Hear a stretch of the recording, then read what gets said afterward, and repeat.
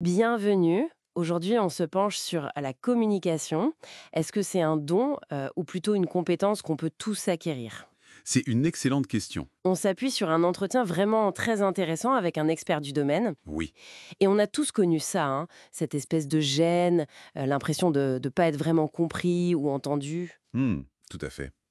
Alors, la question qu'on se pose, est-ce qu'on peut vraiment passer de, disons, réservé ou un peu timide à quelqu'un qui communique avec assurance? On explore ça ensemble. Exactement. Et ce qui est fascinant, c'est de voir que la timidité, ou au contraire la confiance, en fait, ce sont des comportements, des choses qu'on a apprises, qu'on a pratiquées. Ah, donc pas une identité figée. Non, pas du tout. Ce sont des habitudes, parfois très ancrées, c'est vrai. Et l'expert souligne un point important. Notre cerveau, il a tendance à voir l'inconfort d'un nouveau comportement, non pas comme un apprentissage, mais presque comme une menace. Et une menace? Oui, une menace à notre identité, si on veut. C'est pour ça qu'on résiste un peu, même quand on a envie de changer. Ah oui, d'accord, je vois. Ça explique pourquoi, quand on essaye de parler plus fort ou d'utiliser plus ses mains, ça peut sembler, ben, pas nous, quoi, un peu faux. C'est exactement ça. Il utilise une analogie que je trouve très parlante, celle du piano. Le piano? Oui. Imaginez un piano avec 98 touches. Souvent, on a notre petit coin, nos 5 ou 6 touches préférées, notre maison. On est à l'aise là. Mmh. Essayer les autres touches, celles qui sont moins familières, ça peut être déstabilisant. Mais ce qui est inhabituel, ça ne veut pas dire que c'est faux ou pas authentique. C'est juste, nouveau. Voilà, c'est juste nouveau. L'idée, c'est pas de renier ses touches habituelles, mais plutôt d'élargir son jeu, d'être à l'aise sur plus de touches. D'accord, l'image est claire. Mais alors, concrètement, comment on fait pour élargir ce jeu sans se sentir comme un imposteur? Parce que c'est souvent ça le blocage, non? Oui, c'est un vrai défi. L'expert propose une première étape, qui est fondamentale, prendre conscience, par l'auto-analyse. S'analyser soi-même? Oui, avec une technique simple, on se filme. Quelques minutes en parlant d'un sujet, peu importe lequel. Ah! Se filmer. Oui. Et ensuite, on regarde la vidéo, mais sans le son, juste l'image. On observe le corps, la posture, les gestes, le visage. On note ce qui nous marque. D'accord. Après, on écoute l'enregistrement sans l'image. Là, c'est la voix, le volume, le rythme, les hésitations, les fameux E. Les E, oui, on les connaît.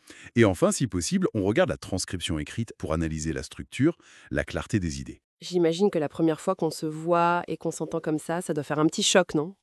Ah oui, c'est souvent confrontant. On n'est pas toujours fan de sa première prestation, mais c'est terriblement efficace. Mmh. L'expert donne l'exemple d'un étudiant, brillant par ailleurs, mais dont la carrière patinait à cause de tics verbaux, des des alors constants. Il n'en avait aucune idée avant de faire cet exercice. D'accord, donc c'est vraiment le point de départ pour savoir sur quoi travailler. Exactement. C'est très pragmatique comme approche.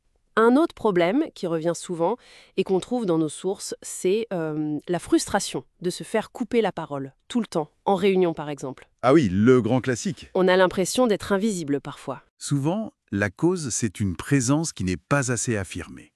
Voix un peu basse, posture un peu repliée. En fait, on devient facile à interrompre. Hmm. Et la solution peut être étonnamment simple. Par exemple, si tout le monde est assis, parfois juste le fait de se lever, ça change complètement la dynamique. Ah ouais, hein. Oui, ou parler un peu plus fort, utiliser un peu plus d'espace avec ses gestes, ça crée une sorte de présence qui dissuade naturellement l'interruption. Donc ajuster sa présence physique et vocale, ça aide à tenir sa place en quelque sorte. Est-ce qu'il y a d'autres outils peut-être plus subtils pour renforcer l'impact? Oui, il y en a un qui est souvent sous-estimé. C'est la pause, le silence, la pause. Beaucoup de gens ont peur du silence, non? Absolument. On a tendance à vouloir combler les vides. Mais une pause bien placée, ça donne du poids à ce qu'on vient de dire ou à ce qu'on va dire. D'accord. Ça laisse aussi le temps à l'autre de traiter l'info. Et pour soi-même, c'est une chance de respirer, de recentrer sa pensée et même de calmer un peu le trac. C'est un signe de maîtrise en fait. Donc, pour résumer, si je comprends bien, la communication, c'est pas une fatalité liée à qui on est, c'est plutôt comme un artisanat. C'est une belle image, oui. Un artisanat, ça demande de la pratique, de l'attention, des ajustements et surtout de l'observation de soi, mais sans se juger trop durement. Et cette sensation un peu bizarre de se sentir faux au début quand on essaye des nouvelles choses? C'est normal, c'est même bon signe. Ça veut dire qu'on sort de sa zone de confort pour en construire une plus grande. C'est comme apprendre à jouer d'un instrument, hein. Oui, c'est vrai. Les premières notes sont rarement parfaites. Mais ça fait partie du jeu. Ce n'est pas un manque d'authenticité, c'est la preuve qu'on apprend, qu'on progresse vers plus de maîtrise. C'est plutôt encourageant comme perspective.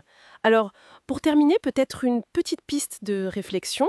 Mhm. Si on devait choisir une seule toute petite chose à essayer cette semaine dans notre communication, une pause un peu plus marquée avant de répondre, se tenir un peu plus droit, un geste un peu plus ouvert, qu'est-ce que ce serait et qu'est-ce que ce petit changement pourrait commencer à transformer?